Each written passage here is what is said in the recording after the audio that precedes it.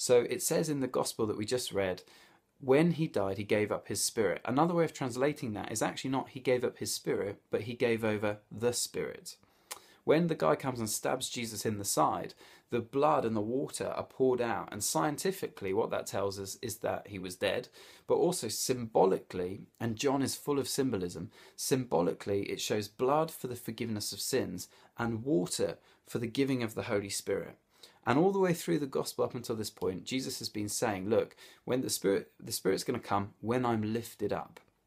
This is the moment when he's lifted up. He's lifted up on the cross to die.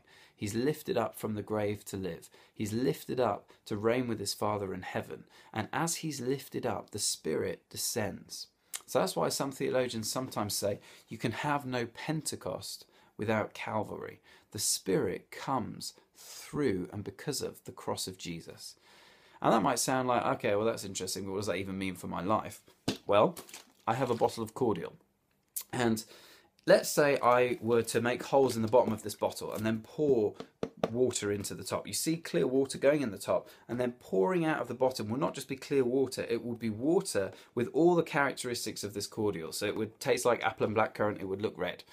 The Spirit is poured through the cross, so it takes on all of the characteristics of the cross, which means when you experience the Holy Spirit and when I experience the Holy Spirit, we experience the reality of the cross. How? First of all, the first thing we experience is the love of God. You know, when you encounter the Holy Spirit, that's what you're encountering. And that's the cross right there. It's like, what is the cross? That God so loved the world that he gave his only son. He loved the world, so he died on a cross. When you encounter the Spirit, it's like the Spirit's been poured through the cross. And that wave of love that was expressed when Jesus died is literally hitting you right then. You experience the love of God. Secondly, you experience the healing of God. Why do we look to the Holy Spirit to heal us physically? Why do we look to the Holy Spirit to heal us emotionally and to help us with some of our shame and some of our baggage?